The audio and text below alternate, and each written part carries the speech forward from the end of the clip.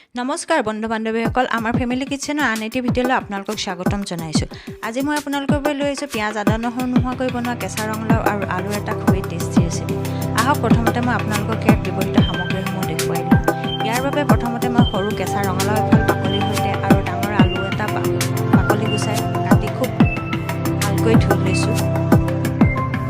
মছলাৰ বাবে মই লৈছোঁ 1 চাহ চামুচ ধনিয়া গুড়ি, 1/2 চাহ চামুচ জিৰা গুড়ি, 1/2 চাহ চামুচ গৰম মছলা গুড়ি, 1/2 চাহ চামুচ জলকীয়া গুড়ি, ৰঙৰ বাবে 1/2 চাহ চামুচ কাশ্মীৰী জলকীয়া গুড়ি, 1/2 চাহ চামুচ ক'লা নিমখ, 1/2 চাহ চামুচ চাট মছলা, হালধি, নিমখ, 1 টেবুল চামুচ কষ্টুৰি মেথি, 1 চাহ চামুচ গোটা ধনিয়া, 1/2 চাহ চামুচ জিৰা, 1/2 চাহ চামুচ মেথি, 2টা শুকান জলকীয়া, 1 টেবুল চামুচ গুড়ি কৰি লোৱা গুড় আৰু অলপ তেতেলী আৰু 1 মুঠি কেঁচা ধনিয়া খুব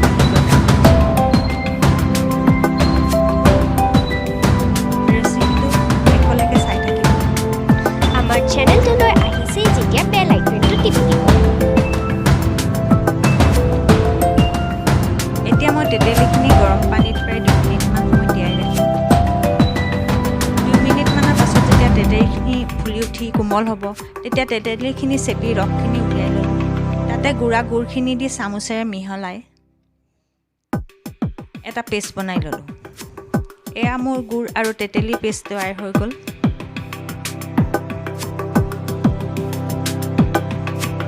এটা বাটিত মই দেখুওৱা সকলোবিলাক গুড়া মছলা লৈ লৈছোঁ।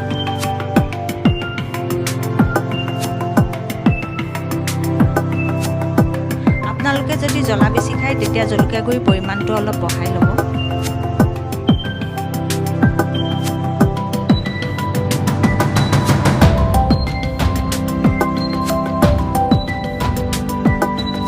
এক চাহ চামুচ হালধিও ইয়াতে দি দিছোঁ।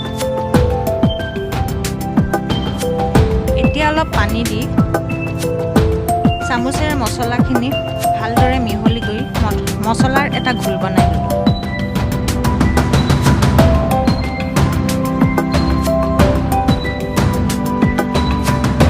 গেছৰ ওপৰত কেৰাহীখন পাতি দি মিঠাতেল দিলোঁ প্ৰায় 2 টেবুল স্পুনমান। আপোনালোকে অৱশ্যে ৰিফাইন তেলো দিব পাৰে। তেল গৰম হোৱাত তেলত গোটা জিৰা, গোটা ধনিয়া, মেথি আৰু শুকান জলকীয়া 2টা দি দিলোঁ। পিছত গোটা মছলাৰ ধনিয়া গোন্ধটো লোৱাত তেলত আগতে বনাই লোৱা শুকান গুড়া মছলাৰ ঘোলখিনি দি দিলোঁ আৰু খুব ভালকৈ লৰাই দিলোঁ যাতে তেলৰ লগত মছলাখিনি মিহলি হয়।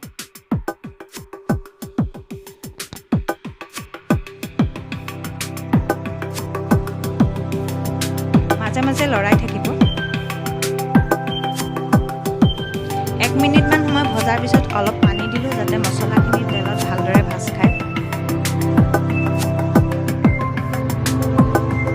কেঁচা ধনিয়া অলপ দিলোঁ যাতে কেঁচা ধনিয়া ধুনীয়া গোন্ধটো তেলৰ লগত মিহলি হয়। ৰঙালাও ভাজিখনৰ গোন্ধটো ধুনীয়া কৰি দিয়ে।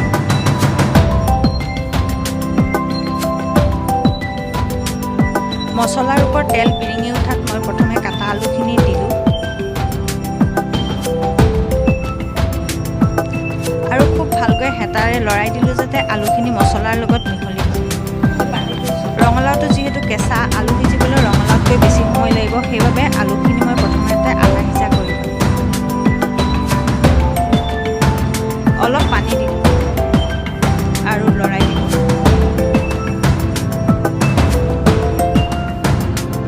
ঢাকনখন মাৰি দিলোঁ যাতে আলুখিনি সোনকালে সিজে।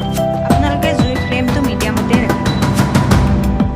2 মিনিটমানৰ পাছত ঢাকনখন খুলি আলুখিনি লৰাই তল ওপৰ কৰি দিলোঁ যাতে আলুখিনি সমানে সিজি উঠে।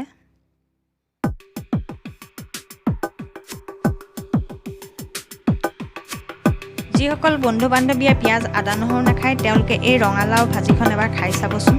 সঁচাই খাবলৈ টেষ্টি হয়। আপোনালোকে ৰঙালাও আলি ভাজিখন ভাত, ৰুটি, পৰঠা, লুচি সকলোৰে লগতে খাই ভাল পাব। বন্ধু বান্ধৱীসকল যদি আমাৰ এই ৰেচিপিটো ভাল লাগিছে তেতিয়া লাইক কৰিব, শ্বেয়াৰ কৰিব আৰু ধুনীয়া ধুনীয়া কমেণ্ট কৰিবলৈ নাপাহৰিব। আৰু যিসকল বন্ধু বান্ধৱী আমাৰ চেনেলটোলৈ নতুনকৈ আহিছে তেওঁলোকে আমাৰ চেনেলটো ছাবস্ক্ৰাইব কৰি দিব। এতিয়া আলুখিনি প্ৰায় সিজিয়ে উঠিছে।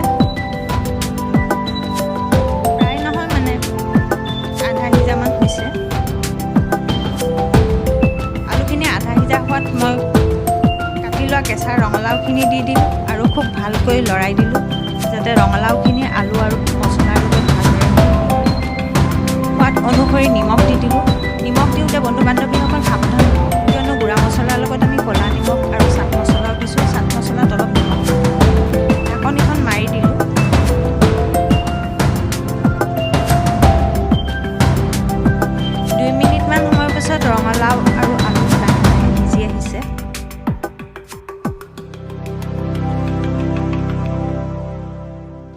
ভাজিখন আৰু টেষ্টি কৰি তুলিবৰ বাবে মই ইয়াত 1 টেবুল চামুচ কষ্টুৰি মেথি দি খুব ভালকৈ লৰাই দিলোঁ।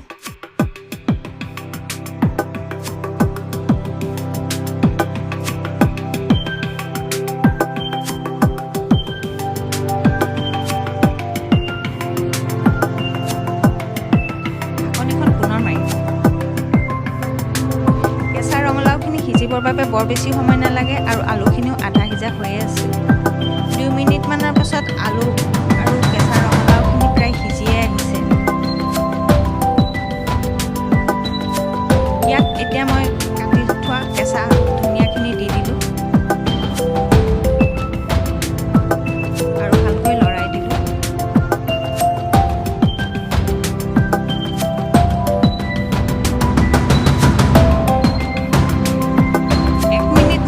গেছৰ ওপৰত ৰখাৰ পিছত ৰঙালাও আলু প্ৰায় সিজিয়ে গৈছে। ইয়াত এতিয়া মই আগতে বনাই ৰখা তেতেলী গুড়ৰ পেষ্টখিনি অলপকৈ গোটেইখিনি পেষ্টেই দি দিলোঁ আৰু খুব ভালকৈ লৰাই দিলোঁ। বন্ধু বান্ধৱীসকল, আপোনালোকে এটা কথা মনত ৰাখিব, গুড় তেতেলী পেষ্টটো কেতিয়াও আৰম্ভণিতে নিদিব, শেষতহে দিব, নহ'লে আলু ৰঙালাও সিজোতে বহুত সময় লাগিব, কিয়নো তেতেলী টেঙা গুণ এটা আছে। এই আমুৰ পিঁয়াজ আদা নহৰু নোহোৱাকৈ বনোৱা কেঁচা ৰঙালাও আৰু আলুৰ টেঙা মিঠা জ্বলাৰ টেষ্টি ভাজিখন খাবৰ বাবে ৰেডিয়ে হৈ গ'ল। এবাৰ বনাই খাই চাব আৰু কেনে পালে খাই কমেণ্ট বক্সত আমাক জনাবলৈ নেপাহৰিব। ভিডিঅ'টো শেষলৈকে চাই থকাৰ বাবে ধন্যবাদ। পুনৰ নতুন ৰেচিপি এটা লৈ আহি আছোঁ আপোনালোকৰ মাজলৈ।